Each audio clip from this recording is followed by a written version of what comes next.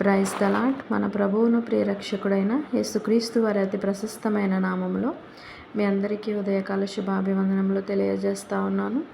ఈ దినము కొరకు ఏర్పాటు చేయబడిన నూతన నిబంధన పాఠ్య భాగము మార్కు సువార్త 5వ అధ్యాయము 36వ వచనము.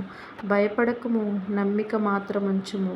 ఈ వాక్యమును మనము గమనించినట్లయితే, తన కుమార్తె అనారోగ్యాన్ని బట్టి, మరణమును బట్టి ఆవేదనతో ఉన్న సమాజ మందిరపు అధికారి అయిన యాయిరును యేసు ధైర్యపరుస్తూ ఈ మాటను పలికినట్లుగా మనం చూస్తూ ఉన్నాము.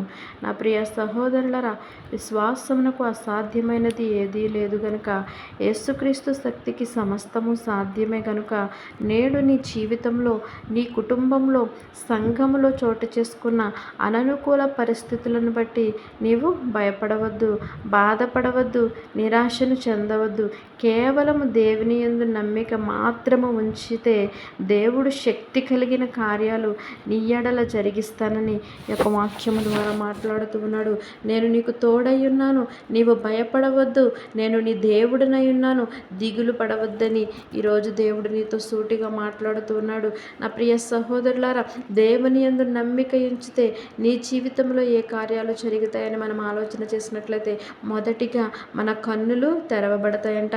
ఇవి ఇహలోక సంబంధమైన, శారీర సంబంధమైన కన్నులు కాదు, కానీ దేవుడు ఆత్మ సంబంధమైన మనోనేత్రముల గురించి మాట్లాడుతూ ఉన్నాడు. నీ మనోనేత్రాలు వెలిగింపబడాలి అంటే నీవు ఆయన యందు నమ్మిక ఉంచాలి.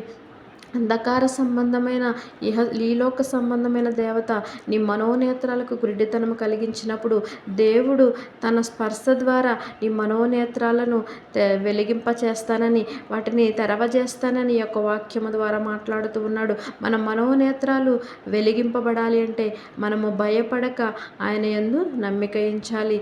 రెండవదిగా మనం ఆలోచన చేసినట్లయితే జీవము కలుగుతుందంట.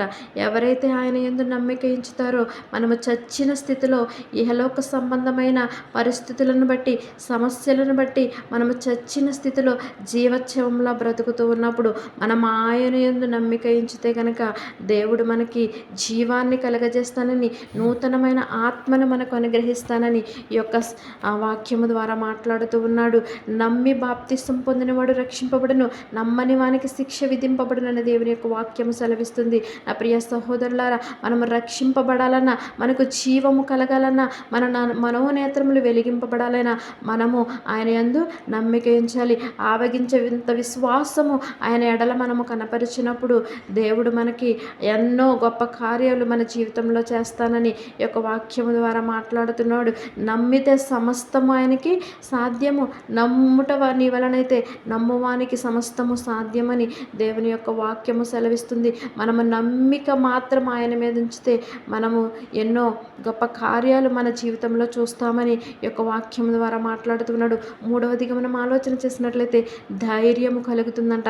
ఆయన యందు మనము నమ్మిక ఉంచినప్పుడు మనకి ఎటువంటి భయాలు, ఆందోళనలు ఉండవు. మన జీవితం గురించి ఎటువంటి ఆలోచనలు మనము కలిగి ఉండము.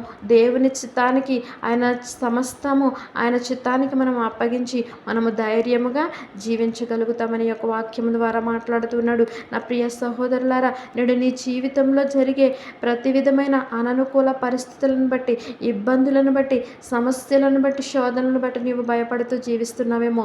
ఇది నాన్న దేవుడు నీతో భయపడవద్దు, నేను నీకు దేవుడినై ఉన్నాను, నేను నీకు తోడుగా ఉన్నానని ఇది రోజు దేవుడు నీతో మాట్లాడుతున్నాడు. కేవలము నీవు ఆయన యందు నమ్మిక మాత్రము నీవు ఉంచగలిగితే దేవుడు శక్తి కలిగిన కార్యాలు నీ జీవితంలో చేస్తానని, జీవముతో నిన్ను నింపుతానని, నూతనమైన ఆశీర్వాదాలు నీకు ఇస్తానని ఈ యొక్క వాక్యము ద్వారా మాట్లాడుతున్నాడు. మనము భయపడక ఆయన యందు నమ్మిక ఉంచేటువంటి విశ్వాసము కలిగి జీవించినట్లు అట్టి కృప పరిశుద్ధాత్ముడు దేవుడు మనందరికీ అనుగ్రహించునుగాక. తలలు వంచి ప్రార్థనలు ఏకీభవించవలసిందిగా కోరుచున్నాను. మహోన్నతుడిని, మహాగణుడైన మా ప్రియ పరలోకపు తండ్రి, నీ ఘనమైన శ్రేష్టమైన నామానికి లెక్కలేని వేలాది స్తుతులు, స్తోత్రములు చెల్లిస్తా ఉన్నాము ప్రభువ. ఇది నాన్న తండ్రి, భయపడవద్దు, నమ్మిక మాత్రము ఉంచుమని నీ వాక్యము ద్వారా మాతో మాట్లాడి ఉన్నావు. మమ్మల్ని ధైర్యపరిచి ఉన్నావు ప్రభు. మాకు నూతనమైన జీవాన్ని నీవు కలిగించి ఉన్నావు తండ్రి. ఆయా గుడ్డితనముతో ఉన్న మా మనోనేత్రాలను నీవు వెలిగించినందుకు, తెరవ చేసినందులకు నీకు స్తోత్రములు ప్రభు. నీ వాక్యమే తండ్రి మేము ఆధారము చేసుకొని జీవించడానికి నీ కృపను అనుగ్రహించండి. నీ యందు నమ్మిక మాత్రమే మేము ఉంచడానికి సహాయము దయచేయమని అడుగుచున్నాను. అయా ప్రభువ, ఈ దినమంతా నీ చల్లని రెక్కల కింద కాచి దాచి భద్రపరచండి ప్రభువ.